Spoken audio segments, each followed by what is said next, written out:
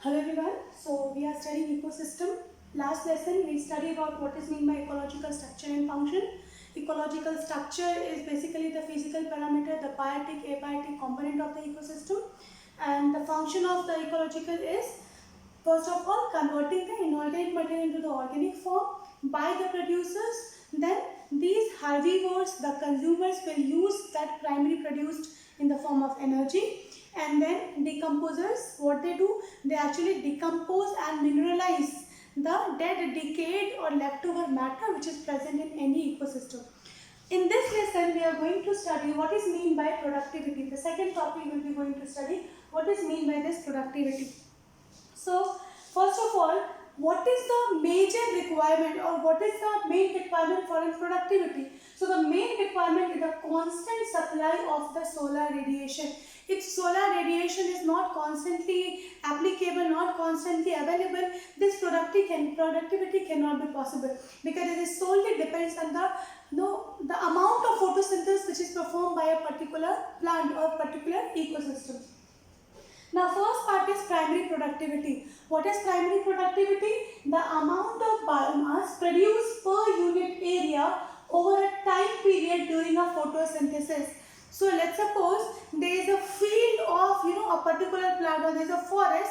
Now what is the amount of organic matter they are producing per unit area, like how much land they are using for this, and also the time, how much time is required for that, and it is measured in gram per meter square, or if it is a calorie then it will be kilocalorie per meter square.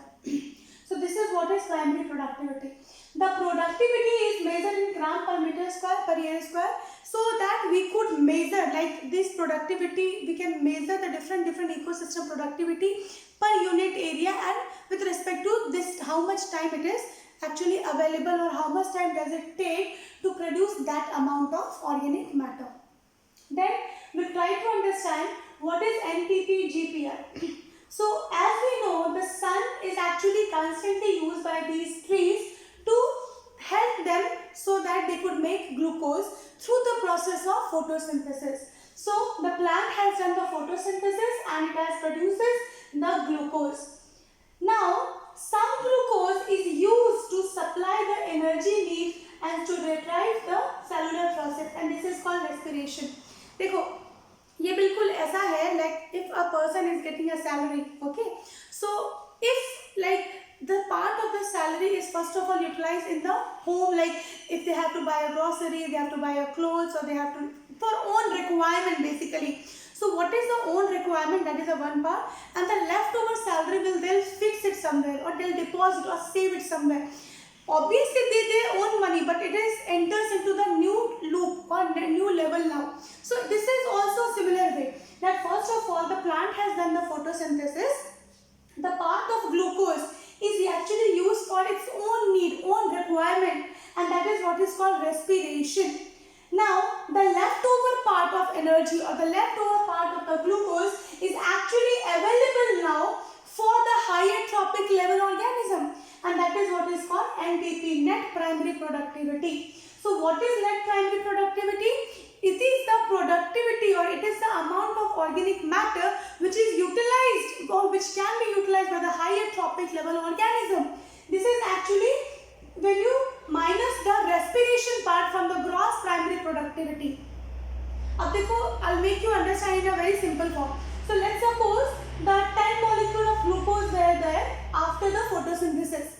Now the plant has used 4 glucose so that its own energy requirement can be fulfilled, so that they use the glucose for the growth, for their own metabolism, for the other purposes. Now the leftover is 6. Now this is the amount, this is what is called, this 6 is called net primary productivity, which will be utilized by other trophic organism for their own purpose, for their own needs. So this is what is called NTP, or net primary productivity. So what is initially produced by the plant through the process of photosynthesis will be termed as global, or it is a gross. Sorry, it's a gross primary productivity. And when you subtract the respiration, when you subtract the amount of glucose which is actually utilized by the plant for their own needs, then what you'll get net primary productivity. So this is very important. You can get some numericals also based on this. Please remember this. and next primary productivity is GPP, यानी कि the gross primary productivity minus respiration. Now next is secondary primary productivity. What is this secondary productivity? Now we have this NPP, right? This net primary productivity. Now this will be utilized by the consumers, or this must be utilized by the other different trophic level organism. So the rate of formation of new organic matter by the consumers is what is called secondary primary productivity. Primary productivity is actually related to the producers, the level 1 trophic level organism, and secondary productivity is actually related to the other trophic level organism, the consumers. So the amount, the process through which the new organic material can be prepared in consumer will be termed as secondary productivity. And what is primary? So what is the basic difference? Primary productivity for the plants, so that they can make the organic matter, and secondary productivity is for consumers, which actually make the new organic matter by using the previously prepared organic matter by the producers. Now, for all this productivity to happen in a particular way, there are some limiting factors. Like if our ecosystem has to produce or have to make sure that what is the amount of net primary productivity will be produced in gram centimeter, in gram per meter square per year, then there are some different factors which actually limit this. First of all, the plant species inhabiting a particular area. Let's suppose the plant population in an area where sunlight is received very less. So obviously the NPP will be less. And when the plant species are present in an area where solar energy is prominent throughout the year, so obviously the net primary productivity will be more in that particular region. So this is the first factor. Second factor is the availability of the nutrient. The soil contains all the nutrient for the plant to take up. But if the soil is not enriching all the macronutrient, obviously it is going to affect the net primary productivity of the plant. Next is the photosynthetic capacity. Now some different plant species have different photosynthesis capacity. Higher the photosynthesis capacity, higher will be net primary productivity. Now in a year, annual net primary productivity of biosphere of this global ecosystem is 170 billion tons.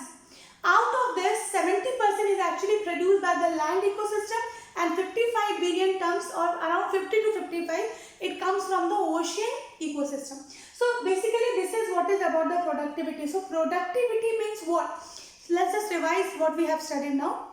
Productivity is actually limit to the kind of organic matter which is produced. So there are two types: primary productivity and secondary productivity.